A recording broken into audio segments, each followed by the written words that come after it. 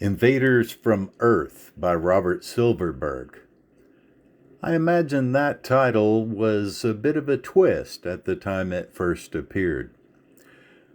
Most of us have special passions lingering from childhood. For some, it might be eating cotton candy at the state fair. Others are all excited about collecting obsolete media formats like VHS videotapes, vinyl records, or 8-track tapes. Sometimes we just latch onto an item that gave us pleasure at an impressionable age. As I've mentioned elsewhere, Ace Doubles fill that category for me. These colorful, cheap paperback books, each containing 2 novels, were easy to find at the time I got serious about science fiction. A little over a week ago, I reviewed Across Time by Donald Wollheim, writing as David Grinnell. Invaders from Earth is the companion to Across Time in Ace Double D286. Though he made a living writing science fiction almost immediately, Robert Silverberg has admitted those hastily produced novels of the 1950s were pretty much hack work. I was very pleasantly surprised finding Invaders from Earth to be one of his better early efforts. I read the 168-page novel in a single sitting. That only happens when I'm having a good time. If you've seen the retro drama TV series Mad Men, you know Madison Avenue was rockin' the world in the 1950s. Silverberg took his knowledge of the powerful PR agencies of that era and extrapolated a scenario in the year 2044. The petty politics, the one-upmanship, the dutiful wife pouring cocktails for her husband, all that strutting male ego stuff from Mad Men is here, 90 years in Silverberg's future. A powerful and duplicitous off-world mining corporation comes to the agency where Ted Kennedy is employed. They have a PR problem.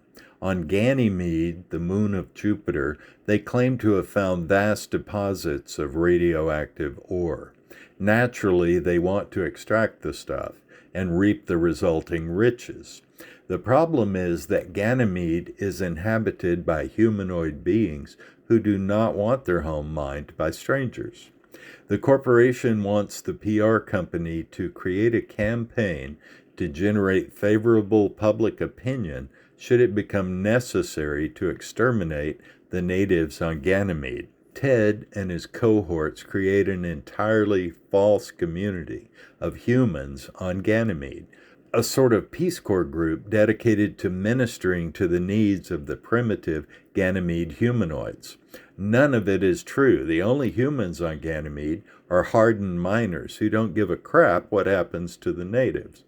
The fictional do-gooders on Ganymede become a media sensation, with people the world over singing their praises and enthusiastically following the fictional reports of their daily struggles. The plan is to have the imaginary colony massacred by the reportedly savage natives, creating an excuse for the military to get involved and eradicate the Ganymedians.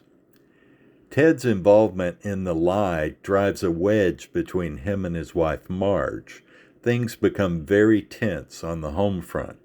Unexpectedly, Ted is offered the opportunity to take a 3-week trip to Ganymede to soak up some local color. His bosses reason that this will make his bogus news articles even more believable. Ted Kennedy finds nothing on Ganymede resembles what he's been told.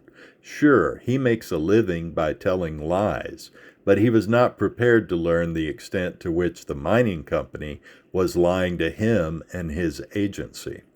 The descriptions of Ted's activities on Ganymede are minimalist in a sense, but in a good way.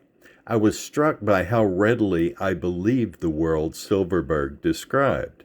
It felt a bit like John Carpenter's movie The Thing, minus the monsters. The fact that Silverberg did not embellish Ganymede with descriptions of high strangeness really created, at least for me, a believable and haunting off-world community. The secrets Ted uncovers on Ganymede convince him that he must find a way to expose this whole false flag operation he has helped orchestrate. The Ganymedians are not primitive savages. Their culture, though simple, is much older than humanity, with a much higher degree of morality. I should stop here. It's a good novel, and I don't want to ruin it for any potential readers out there. Invaders from Earth, a pleasingly superior early offering from the highly respected writer Robert Silverberg. Hello there. If you are enjoying these science fiction book reviews by Brett McCormick, please like and subscribe. Also, comments are always welcome.